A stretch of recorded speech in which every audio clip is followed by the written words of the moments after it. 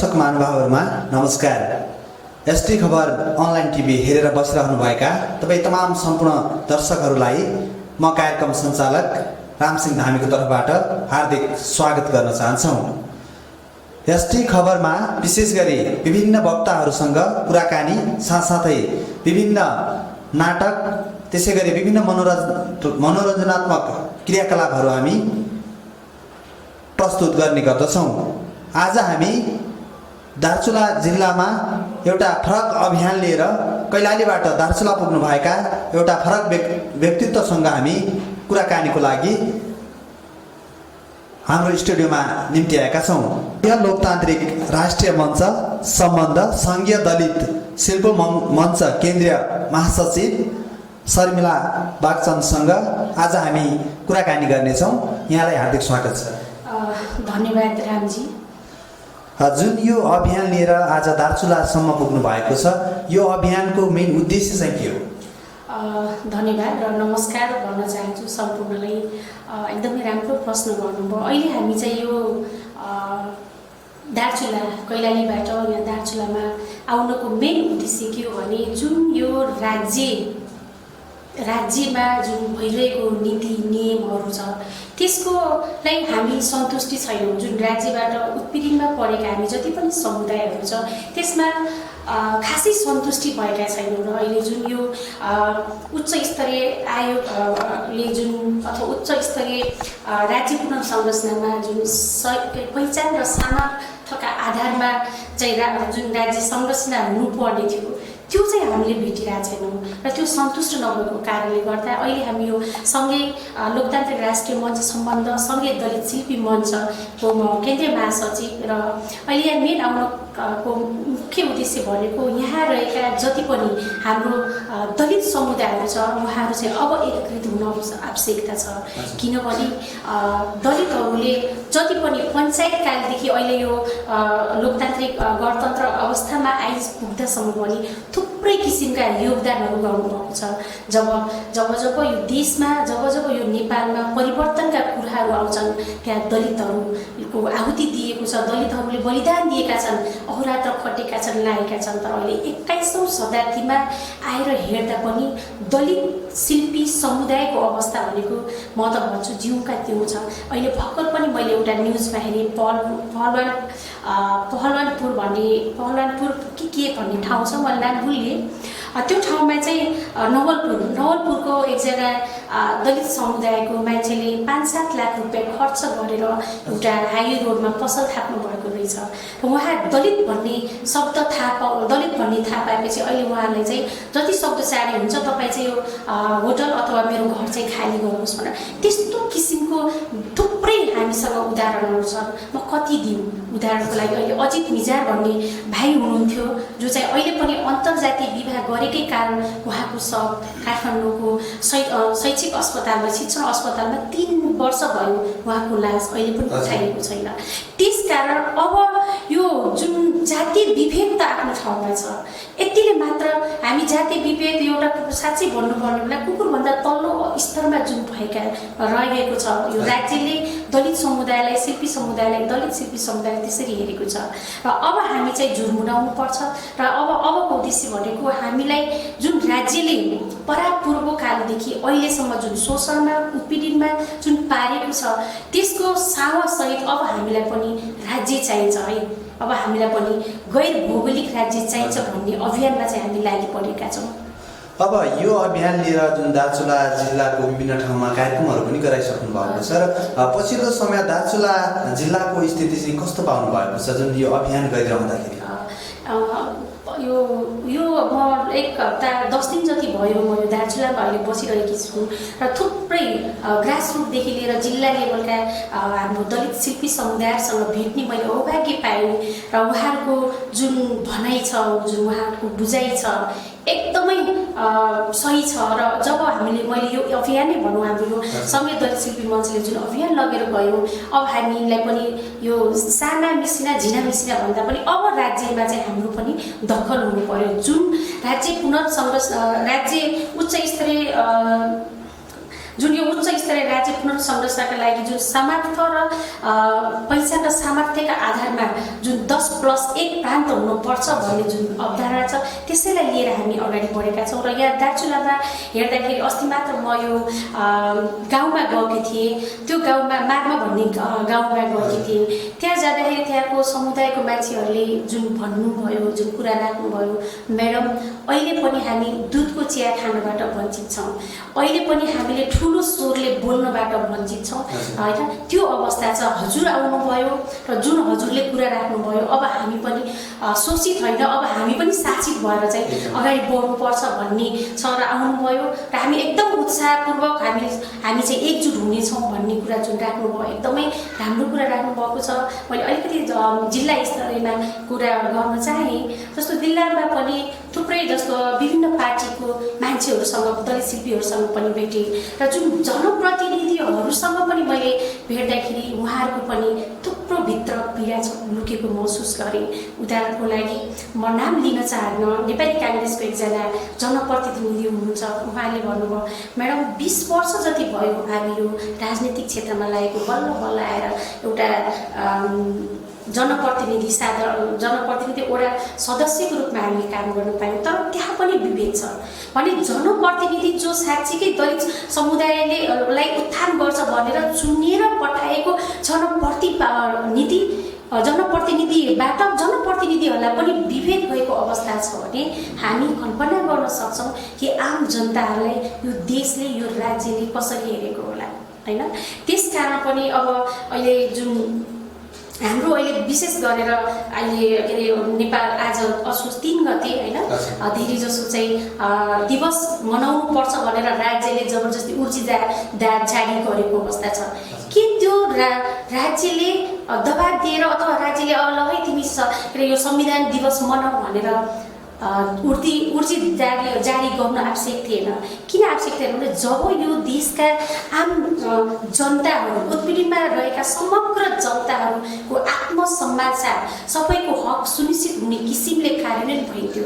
त्यो किसिमको संविधान बन्थ्यो जब यो देशमा रहेका, जसरी हाम्रो संविधानमा लेखेको छ बहुजाति, बहुभाषी, बहुसंस्कृति हाम्रो समुदाय हाम्रो भनेको छ, त्यसरी बहुभाषी सबैको अधिकार सुनिश्चित हुने किसिमको नीति नियम कार्यान्वयन र लागू भइदिएको भए आज स्फूर्त मान्छेहरू, आम जनताहरू यो संविधान दिवस मनाउनुहुन्थ्यो। अहिले हेर्नुहोस् न, केही साथीहरूले चाहिँ होइन यो संविधान दिवस चाहिँ मनाउने पनि न त विरोध गर्ने न त समर्थन गर्ने भन्नुभएको छ। र मैले भर्खरै भन्दैछु हाम्रो धरानमा, इटरी धरानमा सँगै लिम्बुवान साथीहरू, मञ्चका हाम्रा थुप्रै साथीहरूले चाहिँ विद्रोह गरिराख्नु भएको छ। हजारौँ लाखौँको जनसङ्ख्यामा उहाँहरू चाहिँ अहिले आन्दोलित हुनुभएको छ र यो आजको यो असोज 3 लाई हामी कालो दिवसको रूपमा मनाउँदैछौँ भनेर लागिरहनुपर्छ। र हाम्रो सँगै दलित शिल्पी मञ्चको पनि पूर्ण सहमत छौँ। किनभने यो धारा 200 संविधानको धारा 274 को हामी विरोधी छौँ। किनभने विश्व अनुसार विश्वको अनुसार नीति नियम अनुसार के अरे विश्वको नीति अनुसार के छ भन्दा यो राज्य पुनर्संरचनाका जुन कुराहरू छन्, जुन अहिले प्रान्तीय 7 प्रान्तको कुराहरू छन् होइन, त्यसमा के लेखेको छ भने संविधानमा 274 संविधानमा अब थप किसिमको प्रान्तहरू यदि जोड्न चाह्यो, थप्न चाह्यो भने चाहिँ के अरे 2/3 सातै प्रदेश र केन्द्रबाट 2/3 बहुमत हुनुपर्छ अनि मात्र चाहिँ थप प्रान्त हुन सक्छ। यस्तो पनि हुन्छ जब विश्वलाई हेर्ने हो भने त्यहाँ चाहिँ केन्द्रीय स्तरबाट नै चाहिँ केन्द्रीय प्रशासनबाट 2/3 बाट हुनुपर्छ भन्ने छ भने हामीलाई चाहिँ त्यो पनि हुन्छ। यहाँनिर अहिले अलिकति अहिले हाम्रो मेन अभियान भनेको जस्तो अहिले खसान र म आर्यलाई जोड्न चाहन्छु। खस र आर्य भनेको एउटै समुदाय हो भनेर जोडिदियो होइन, भनिदियो। र अब खस भनेको 18% र आर्य भनेको जम्मा 12%। अहिले मैले यहाँलाई प्रदेश नम्बर 7 कै कुरा गर्न चाहेँ र खस र आर्यलाई 12 र 18% गर्दाखेरि 13 जना चाहिँ तपाईँको समानुपात के अरे 13 जना चाहिँ सांसद जान पाउने भयो। अब जुन 18% खस हुनुहुन्छ उहाँहरू जम्मा 1 जना सांसद हुनुभयो, बाँकी 12 का 12 आर्यबाट हुनुभयो। के यो न्यायपूर्ण छ? छैन नि। त्यसकारण हामीले अहिले सहकार्य गर्दैछौँ। अहिले पूर्वदेखि मेचीसम्मका जति पनि हामी उत्पीडनमा रहेका समुदायहरू छौँ, जातिहरू छौँ, हामी एक ढुक्कोमा उभिएर के आवाज गरिरहेका छौँ भने पहिचानको आधारमा, सामर्थ्यको आधारमा 10+1 प्रान्त अब हामीलाई चाहिन्छ।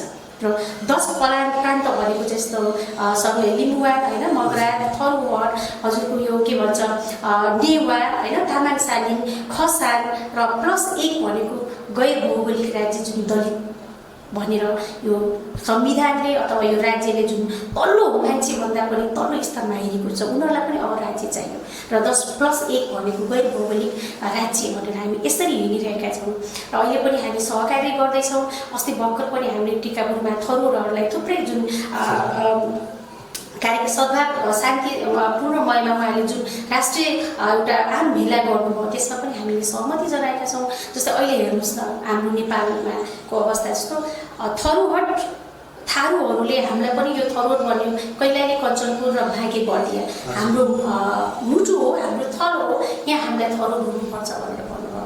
अब कस्तो गरियो भने 13% दलित शिल्पी है, र म 13% भन्छु समग्र रूपमा, र प्रदेश नम्बर 7 मा हेर्नु पर्दाखेरि 7.29% चाहिँ तपाईँको दलित शिल्पी छ र 17.29% दलित शिल्पी छ भने 17.21% थारूहरू छन्।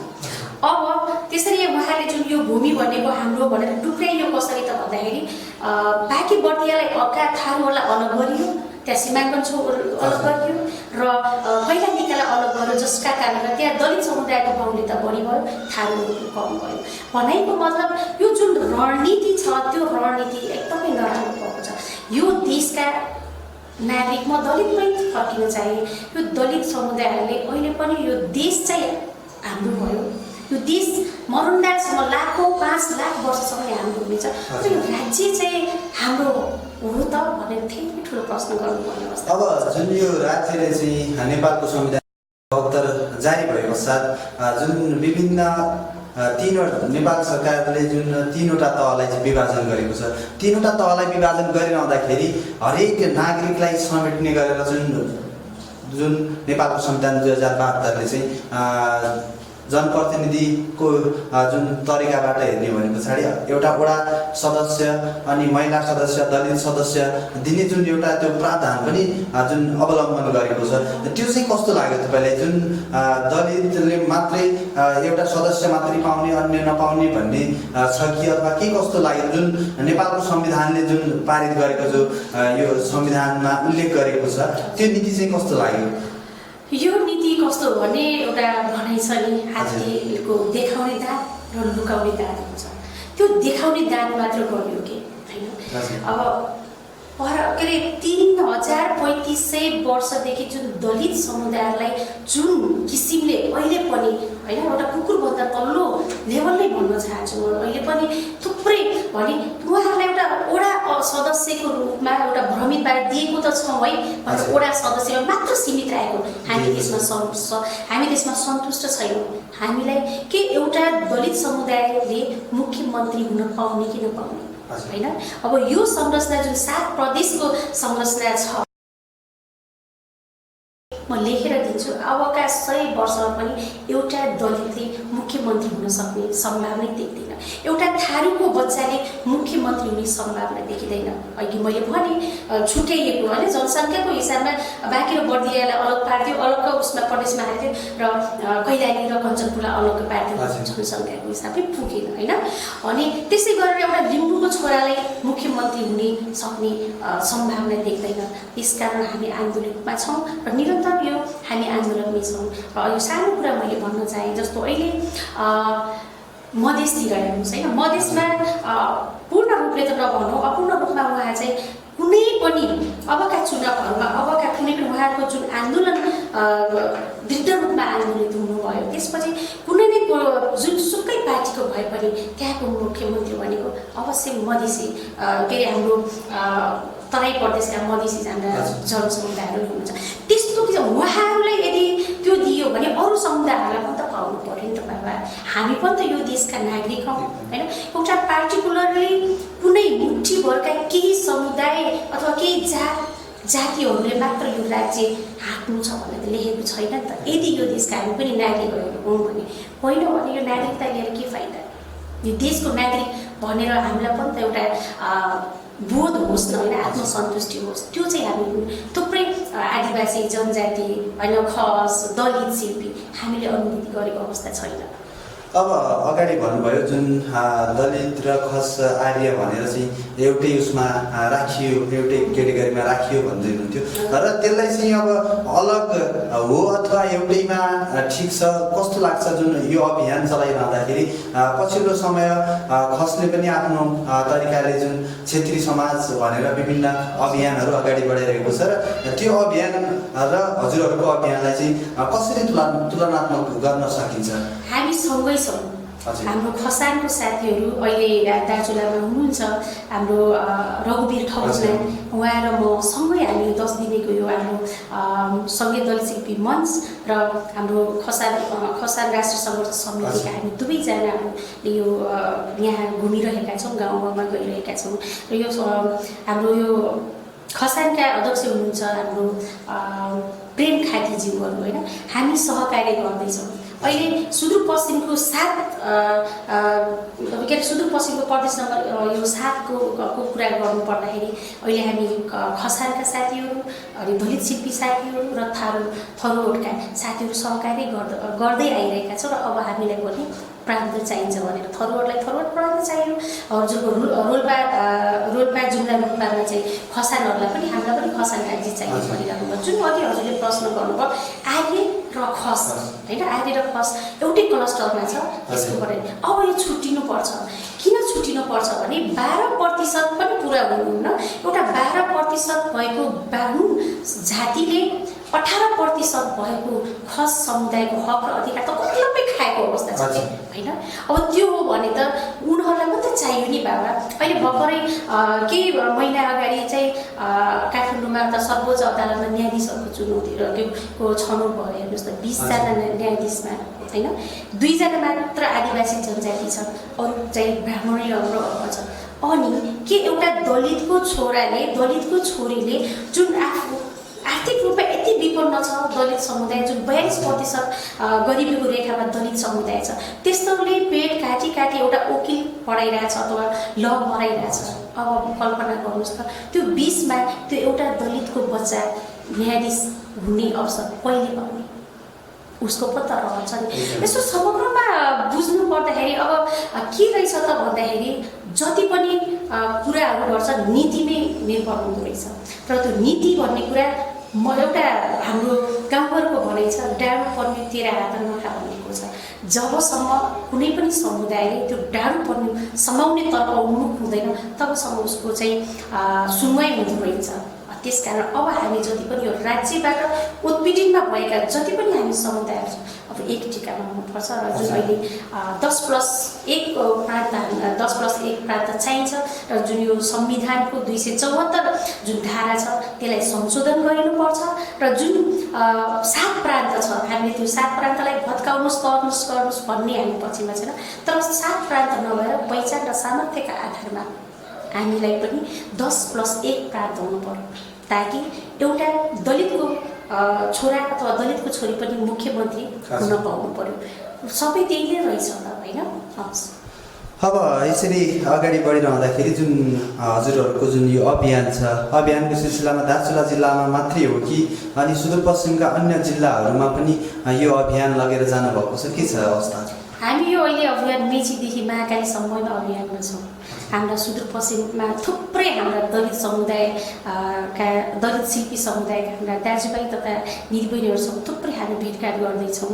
उहाँहरूसँग अन्तर्क्रियाहरू गर्दैछौँ र यो उसबाट उहाँहरू सबै एकजुट र जुमुराइसकेको अवस्था छ र उहाँहरूको एउटै आवाज छ, अब हामीलाई पनि प्रान्त चाहिन्छ। अब हामी पनि शोषित होइनौँ, राज चाहिँ हामीले पनि गर्नुपर्छ, शासन हामीले पनि गर्न पाउनुपर्छ भन्ने आवाज एकदमै कुनादेखि लिएर माथिल्लो लेभलसम्म उठिरहेको आवाज छ, जुन कुराले म एउटा सङ्घीय दलित शिल्पी मञ्चको केन्द्रीय महासचिव भएको हैसियतले एकदमै सेटिस्फाइड पनि छु कि अब हाम्रो समुदायले पनि आफ्नो हक र अधिकार चाहिँ खोज्न थालिरहेको छ। अहिलेसम्म के भइरहेछ भन्नुपर्दाखेरि चाहिँ जस्तो पञ्चायती कालमा पनि पछि जुन प्रजातन्त्रको कुरा भयो होइन, त्यतिखेर परिवर्तन हुँदाखेरि दलित समुदायहरू नेपाली काङ्ग्रेस होइन, मैले अलिकति पार्टीको कुरा गर्न चाहे, नेपाली काङ्ग्रेसमा लाग्नुको एउटै तात्पर्य थियो दलित समुदायको मुक्ति हुन्छ कि भनेर, त्यो पनि हेऱ्यो। त्यसपछि एमालेलाई त कतिपय बेलामा यो चाहिँ दलितको पार्टी पनि भनिन्थ्यो, सम्पूर्ण दलित समुदायहरू चाहिँ एमालेमा समर्पित हुनुभयो र त्यहाँ पनि अहिले जहाको दिन छ। र त्यसपछि पनि अझ उग्र रूपले जुन 10 वर्ष जनआन्दोलनपछि जुन माओवादी आउनुभयो, उहाँहरूले पनि दलित सर्वहारा व्यक्तिहरूकै सवालमा हामी चाहिँ उठ्छौँ, त्यो उनीहरूकै हितका लागि हामी लाग्छौँ भनेर लाग्नुभयो। अहिले पनि त्यही अवस्था छ, दलितहरू जहाँका त्यही छन्। भनाइको मतलब के रहेछ भने यो दलित समुदायहरू जुन अहिले विभिन्न पार्टीमा लाग्नु भएको छ, मैले अझ अहिले स्मरण गरेँ यो भिजिटमा यो अहिले म सुदूरपश्चिम पूर्वमा लगभग 1 वर्ष जति म पूर्वका दलित शिल्पीहरूसँग यो साङ्गठनिक रूपमा अगाडि बढ्दै गएर अहिले सुदूरपश्चिममा आएकी छु र सुदूरपश्चिममा पनि के अनुभूति भइरहेको छ भने जति पनि दलित शिल्पीहरू अन्य पार्टीहरूमा नेपाली काङ्ग्रेस, माओवादी, एमाले तत्कालीन होइन, त्यसपछि नेकपा के भन्छ यो नयाँ शक्ति, विवेकशील साझा पार्टीमा लाग्नुको मेन उद्देश्य भनेको हाम्रो मुक्ति हुन्छ कि भनेर र अर्को कुरा वैकल्पिक दलित समुदायको साँच्चीकै मुक्ति गर्नको लागि वैकल्पिक पार्टी अथवा वैकल्पिक मञ्च नहुँदासम्मको लागि मात्र हामी लागेका छौँ। यदि यो मञ्च सङ्घीय लोकतान्त्रिक राष्ट्रिय मञ्च सम्बन्ध यो सङ्घीय दलित शिल्पी मञ्चको अवधारणा जुन चाहिँ दलितलाई पनि प्राण त चाहिन्छ भन्ने छ, यदि यो भने हामी आजको भोलि नै सम्पूर्ण हामी त्यागेर हामी यसमा लाग्नेछौँ भन्ने जुन हाम्रो दलित शिल्पीहरूको मनोभाव छ, त्यसमा एकदमै गर्व पनि लागिरहेको छ। हामी खुसी छौँ र सम्भवतः जति सक्दो चाहिँ हामी सुदूरपश्चिममा सम्पूर्ण दलित समुदाय यही सङ्घीय दलित शिल्पी मञ्चको छातामुनि अडिएको चाहिँ देख्न र सुन्न पनि पाउनुहुन्छ भन्ने मैले चाहिँ आशा गरेकी छु।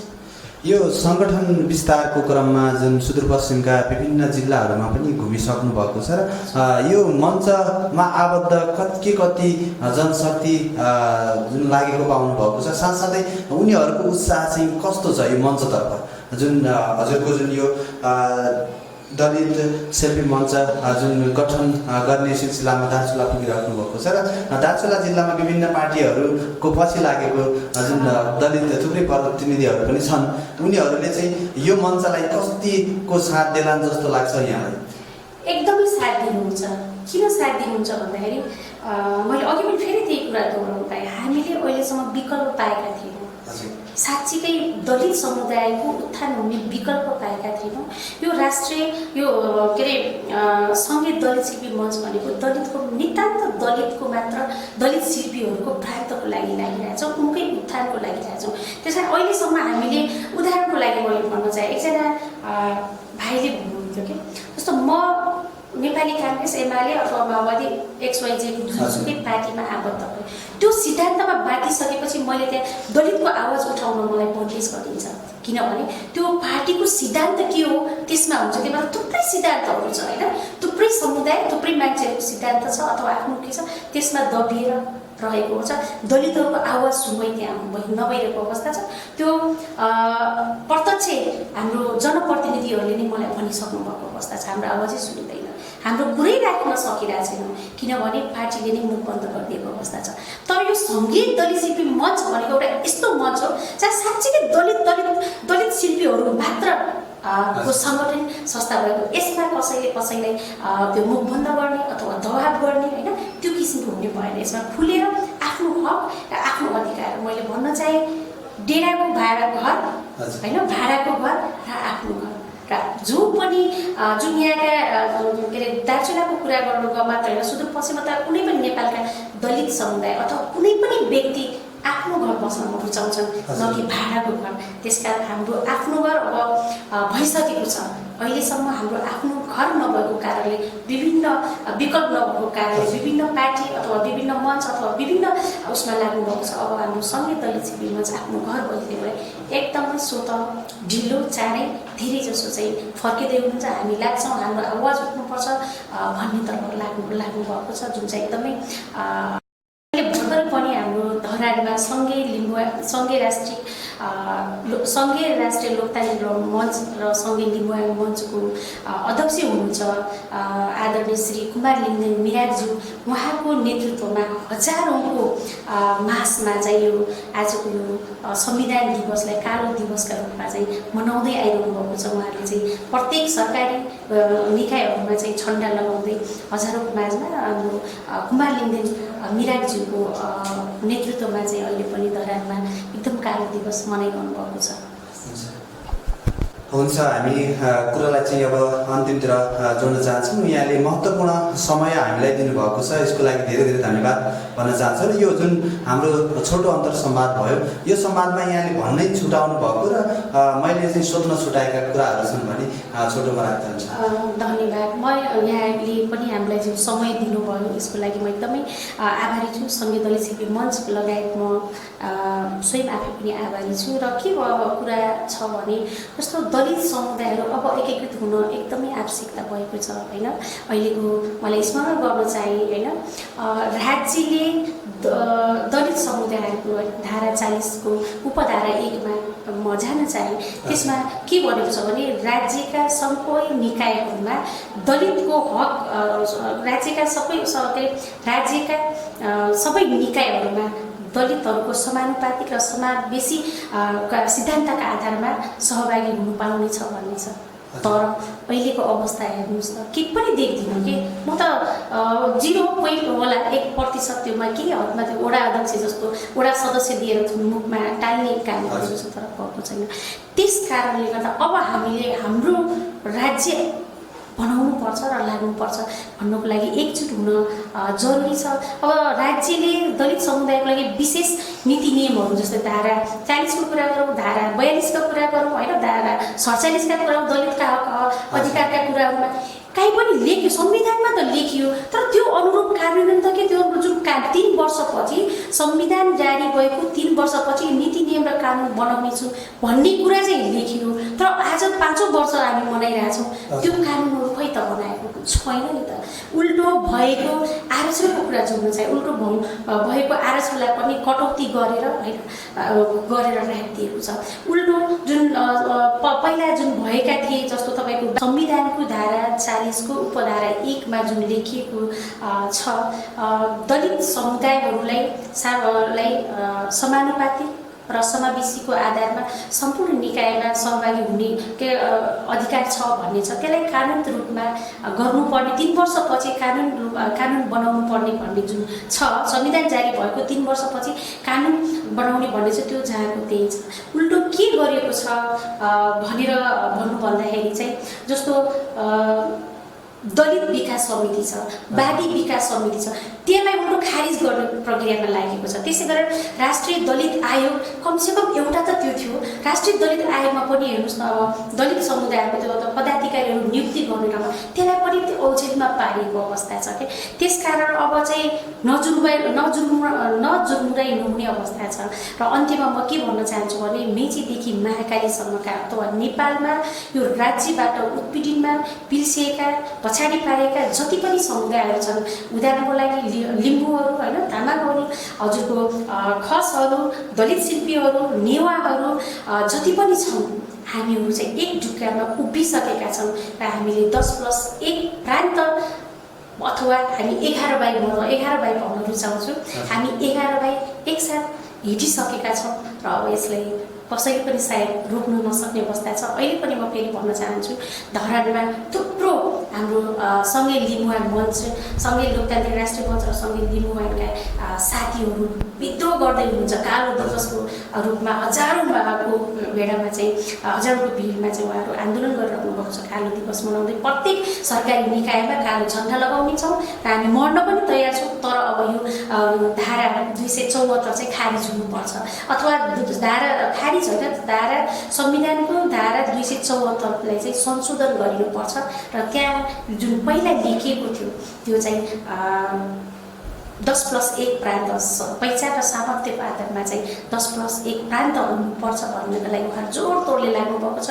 र म यहाँ भएर पनि त्यहाँ उपस्थित नहुनु मेरो सँगै दलित मञ्च पनि पूर्ण सहमति छ। र आजको दिनलाई हामीले कोही पनि जनसमुदायहरू हामी चाहिँ साँच्चै भन्यो भने खुसी त्यति देखिँदैन। यदि खुसी हुन्थ्यो भने आज मैले आएर यहाँ यसरी अन्तर्वार्ता दिनुपर्ने अवस्था हुँदैन। म पनि रोडमा गएर मेरो देश, मेरो नेपाल मेरो देश, म यहाँको नागरिक भनेर हर्ष उल्लासका साथ मैले चाहिँ दिवस मनाइरहेकी हुन्थेँ। तर विडम्बना हामी खुसी छैनौँ र त्यसको विडम्बना हामी कालो दिवस भनेर मनाउन गइरहेछौँ। दार्चुलामा जुन एसटी खबरमा मलाई बोलाएर आफ्ना केही मनका कुराहरू राख्न जुन अवसर दिनुभएको यसमा म हाम्रो राम सरलाई धेरै धेरै धन्यवाद दिन्छु। हस्, नमस्कार। हुन्छ, महत्त्वपूर्ण समयका लागि यहाँलाई धेरै धेरै धन्यवाद भन्दै एसटी खबर अनलाइन टिभी हेरेर बसिरहनुभएका तपाईँ तमाम सम्पूर्ण दर्शकहरूलाई यस्तै विभिन्न व्यक्तित्वहरूसँग हामी कुराकानी गर्ने छौँ र एसटी खबर अनलाइन हेर्दै गर्नुहोला। नमस्कार।